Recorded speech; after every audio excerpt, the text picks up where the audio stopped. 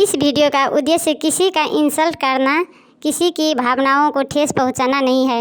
इस वीडियो को सिर्फ और सिर्फ मनोरंजन के लिए बनाया गया है। इसे अपने दिल पर न ले। हम सभी कलाकार का सम्मान करते हैं। धन्यवाद।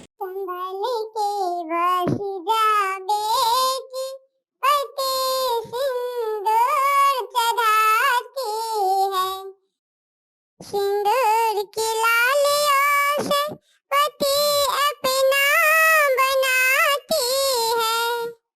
छूटे मम्मी छूटे पापा छूटे समाज के लोग, पति अपना बनाती है।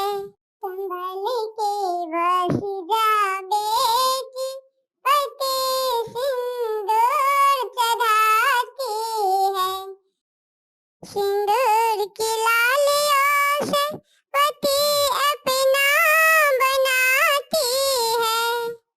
छूटे मम्मी छूटे पापा छूटे समाज के लोग, पति अपना बनाती है।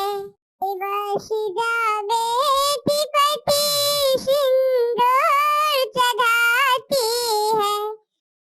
सिंदूर की लालियों से तुझे अपना बनाती है।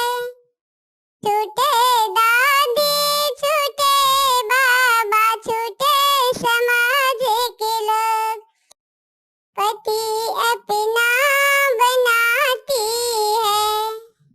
बल के बस जा बेटी, पति सिंदूर चढ़ाती है।